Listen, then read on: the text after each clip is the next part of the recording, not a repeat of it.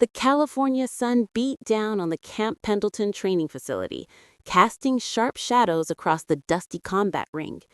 In the center of the now silent crowd of international soldiers, a woman stood frozen, her body trembling as tears streamed down her face. She was Captain Priya Sharma, India's national security guard, one of the Black Cat Commandos, the most elite counterterrorism unit in South Asia. Tall, graceful, with refined bearing from India's most prestigious military academies. Just an hour ago, she'd been confident, almost dismissive. Now she stood there, hands at her sides, staring at nothing, her world shattered. Standing nearby was a man roughly 8 inches shorter, Marine Raider Staff Sergeant Marcus Cole, 32, compact and unassuming in his desert tan combat uniform. His expression wasn't triumphant. It was sad, regretful. He took a step toward her, but she stepped back, shaking her head. "You," she whispered, voice cracking. "You're... Oh, God." The other soldiers stood frozen. A British SAS liaison slowly shook his head. A German KSK operator had his hand over his mouth. "It all started 3 days ago," Marcus said quietly, "when she challenged me to prove I was a real warrior." Camp Pendleton, California. The Joint International Counterterrorism Training Exercise brought together Special Forces operators from 12 nations.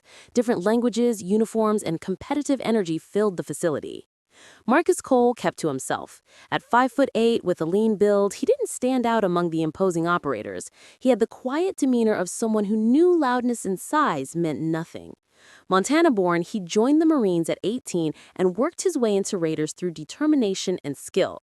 He trained silently while others socialized. Some Americans knew who he was, there were respectful nods, but to the international contingent, he was just another operator. Small, quiet, forgettable. Then, Captain Priya Sharma arrived. At 6 feet tall, she moved with ethereal grace like a dancer who happened to be one of India's deadliest operators.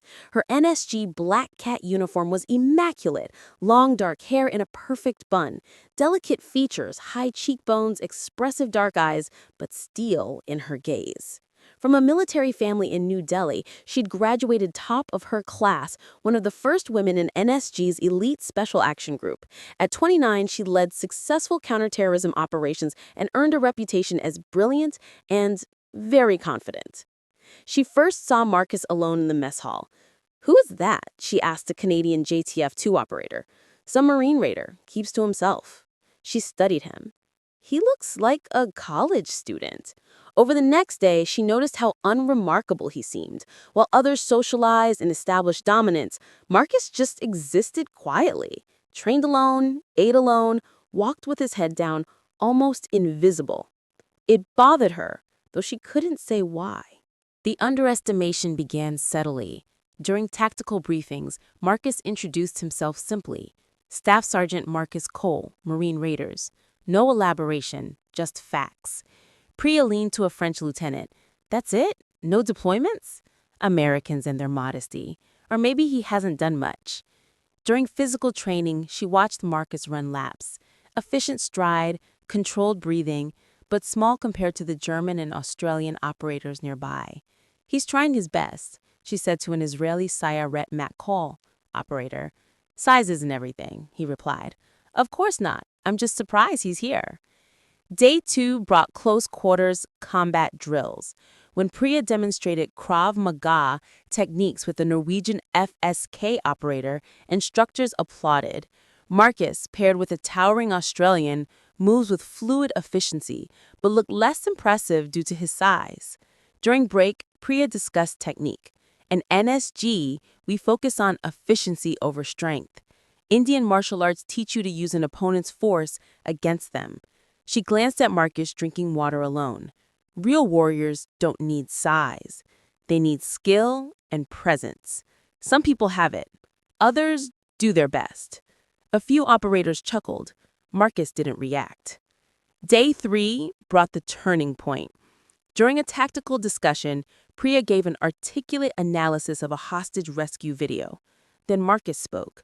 providing surgical, specific observations about timing, positioning, and communication protocols that felt lived. The instructor nodded slowly. Very detailed, Sergeant. At lunch, Priya approached Marcus's table. Your analysis was interesting. Very specific. Have you done many hostage rescues? A few. In Montana? I'm from Montana, yes. Must be different from real combat zones. She smiled. NSG operators training active threat environment daily. We face terrorism constantly. There's a difference between training and reality. You're absolutely right, Captain. Her agreement irritated her more. You're very quiet. In India, our warriors are visible, respected. People know their names. She studied him. You remind me of students I've trained. Eager, humble, but not quite ready. I appreciate the perspective. She stood. Perhaps we'll train together. I could show you techniques. That evening, she performed Kalaripaatu forms, graceful, mesmerizing movements. Operators stopped to watch and applauded.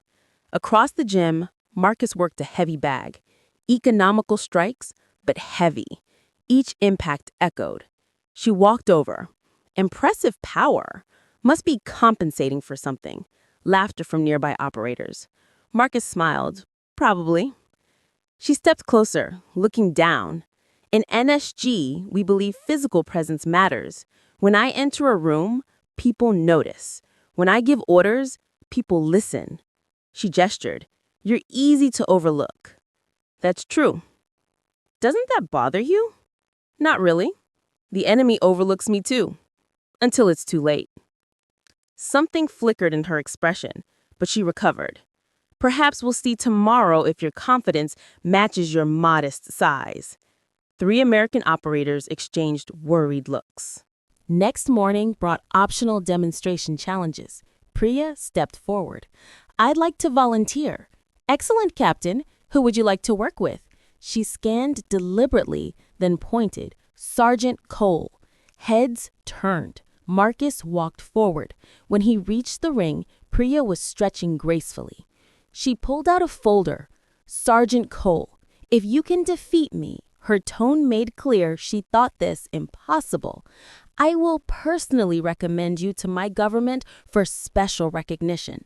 A ceremony in New Delhi with honors reserved for international heroes. Very, very few foreigners have ever received this privilege. The crowd murmured. It was significant and deeply condescending. And if you win, Marcus asked, you publicly acknowledge you're not ready for elite operations and apologize to American operators for misrepresenting your unit. She was calling him an embarrassment. American instructors looked uncomfortable, but they stayed quiet. Marcus was silent. Then, I accept your challenge, Captain. Excellent, she smiled. Let's make this educational. As they squared off, an Australian whispered, she's going to destroy him. The British operator said nothing. He'd noticed the Americans weren't worried. They were sad. Begin when ready. Priya moved into her Kalaripaatu stance. Marcus stood simply, hands at sides. No stance. I can wait. I'm ready. Very well. Don't worry. I'll be gentle. She attacked. Priya flowed, striked ahead, transitioning to low sweep. Beautiful, technical, years of mastery. Marcus simply wasn't there. 6 inches left. Her strikes hit air. She recovered, pressing forward. Punch, body strike, knee, each flowing into the next. Deadly grace like a dance. Marcus evaded each with minimal movement. Shift, turn, step. Never blocking, just not where her strikes landed. The crowd's noise changed to confusion. How? Priya increased speed, still controlled. She threw a feint, then spinning kick to his ribs. Marcus caught her ankle, gently but immovably. Her eyes widened. She tried to pull free. Couldn't. He released and stepped back. You're very skilled, Captain. His respectful tone frustrated her more than trash talk could. She attacked again, abandoning grace for power. Longer reach, pressing with combinations meant to overwhelm. Marcus continued evading, occasionally redirecting, not blocking, redirecting. Hand on wrist, touch on elbow, each touch gentle, apologetic. "How are you doing this?" she breathed, sweating now. "In Marine Raiders, we train against much faster opponents. Factual, not boastful, worse." Her confidence wavered. 0 strikes landed. He hadn't attacked once. Frustration grew, less technical, more desperate. High kick, spinning elbow, grappling attempt. Marcus evaded, slipped, wasn't there. She grasped empty air. Silence from the crowd. A German whispered, "He hasn't even attacked." Priya stood back, breathing hard, staring. He looked apologetic, sad. "Fight me," she said, voice tight. "Stop running." Marcus looked at her. "Are you sure, Captain?" "Yes." "Okay, I'm sorry." He moved. What happened next would be replayed for weeks. Marcus flowed, one continuous movement. Closed distance, slipped inside her guard, executed a combination so fast the crowd gasped. Body strike, gentle, perfectly placed, driving air from lungs. Wrist control, absolute. Foot sweep. Suddenly, Priya was airborne. She hit the ground flat, wind knocked out. Before she could react, textbook armbar. Controlled, inescapable. 3 seconds total. Priya stared at the sky, too shocked to struggle. Marcus held position, proof it was locked, then released and stood, offering his hand. She couldn't take it, just lay stunned. "She's not hurt, just surprised," a medic called. Marcus helped her sit. "Are you okay, Captain?" She couldn't speak. NSG, Black Cat, Elite, beaten in 3 seconds. No, dominated, with control showing he could have hurt her, but chose not to. "How?" she managed. Marcus crouched. "You're excellent. Beautiful technique, impressive conditioning, obvious dedication. But in my unit, we train against operators with 20 years in combat zones, multiple martial arts. We train to fight people trying to kill us, not compete with us." Tears started, not from pain, but from crushing realization. "Who are you?" Marcus stood, offering his hand again. She took it. He pulled her up gently. "My name is Marcus Cole, Marine Raider, that's all." An American instructor stepped forward. "That's not all, Sergeant." He turned to the crowd. "Sergeant Cole is better known by his call sign, Silent Thunder. 17 combat zones, 14 successful hostage rescues, 3 Silver Stars, 2 Bronze Stars with Valor, and one of only 5 Americans to receive India's Ashoka Chakra, their highest peacetime gallantry award." The crowd erupted. Operators surged forward. The British SAS liaison started clapping. Priya stood frozen, color draining. "Wait, the Ashoka Chakra? That's..." Her mind raced. 3 years ago, New Delhi ceremony. Her best friend, Anjali, who survived a terrorist compound rescue in Kashmir. The mysterious American who received the honor but left immediately after the ceremony. She'd been there, seen him from a distance, short American in dress uniform, uncomfortable with the tension. Oh, God. "You're him, the one who..." Marcus met her eyes, still sad. "Kashmir, 2022. Terrorists sell 13 hostages, including 2 captured Indian Special Forces operators. I volunteered to go alone. Smaller target, less risk. Entered through ventilation, neutralized 8 hostiles, and extracted all 13. One was NSG Captain Anjali Desai." Priya's legs weakened. Anjali, her best friend, like a sister. "Anjali was wounded badly. I carried her 3 kilometers through hostile territory. She survived because she's strong and had something to live for." "She talks about you," Priya said, voice breaking. "Calls you her guardian angel. We tried to find you, but you disappeared after the ceremony." I don't like ceremonies, just doing my job. Just tears came harder. You saved her life. Her daughter exists because you risked everything for someone you'd never met. Silence. And I mocked you, called you weak, insulted your unit, your country, offered you a commendation as if you hadn't already earned our highest honor. Her hands shook. I told you that you weren't a real warrior. The man who saved my best friend, who carries a commendation from my country, one I'll never earn, and never mentioned it, not once, even when I humiliated you. Marcus steadied her shoulder. Captain, you didn't know. I should have. I should have asked, shown respect, shown basic decency. Her voice rose. I judged you by size, by quiet nature, by appearance. I assumed my confidence meant I was right. She looked at him. You could have said who you were. Why didn't you? Because I wanted you to learn the lesson Anjali learned. What lesson? After extraction, while waiting for evac, Anjali asked why I volunteered. Why risk my life for strangers? Marcus smiled slightly. I told her what my grandfather said. The quietest person in the room is often the most dangerous. Real warriors don't need to prove anything. Their actions speak. He looked at her directly. Anjali told me, in India, we say the empty vessel makes the most noise. She'd spent her career trying to prove she belonged, be louder and stronger than everyone, but lying wounded, she realized real strength is quiet. Real confidence doesn't need validation. Priya felt the ground disappear. She told me that story, said a mysterious American taught her the most important lesson. She laughed bitterly. I didn't listen, and now you do. That's what matters. I need to apologize to everyone. Priya stood in the ring, facing the crowd, face wet but standing straight. I came here with arrogance. I believed my experience made me superior. I saw Sergeant Cole and dismissed him, mocked him, insulted his unit and country. She looked at Marcus.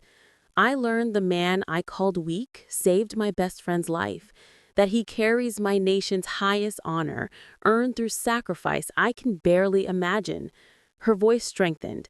I apologize completely. To Sergeant Cole, to Marine Raiders, to all American forces. Real warriors are measured by actions, not words, by character, not size. You are everything a warrior should be. I am ashamed. Marcus stepped forward. We all make mistakes. What matters is learning. You're exceptional. I saw that. Skilled, dedicated, strong. You just forgot strength comes in many forms. He extended his hand. The quietest person is often the most dangerous, but sometimes the loudest just needs to learn to listen.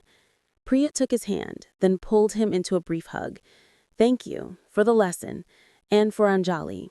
Thank you for being willing to learn. Applause erupted. Handshakes, apologies, British SAS saluted, German KSK bowed. Later, as the sun set, they sat on a bench. Why did you really accept my challenge? Marcus was quiet. Anjali asked me to watch out for you. She emailed 2 weeks ago, said you'd be here, asked me to keep an eye on you. Said you were brilliant, but sometimes let confidence become arrogant. Thought you needed a lesson. Priya laughed. She set this up? She knew if we met, something might happen. She loves you, wants you to be your best. And you helped her again. Priya shook her head. You're remarkable. I'm just quiet, but working on it. They sat in silence as the California sun set, two warriors who'd learned about strength, humility, and respect. Have you ever been underestimated because of your size or quiet nature? Or maybe you've judged too quickly, mistaking quietness for weakness. This is Marcus and Priya's story, but it could be anyone's. We all have hidden depths. If this reminded you that warriors come in all sizes and that humility is power, let me know in the comments. Welcome to Hidden Hearth, where we share stories about quiet strength and hard-earned respect. Subscribe so you never miss stories about underdogs and heroes who prove character matters more than appearance. Remember, Judge by actions, not size.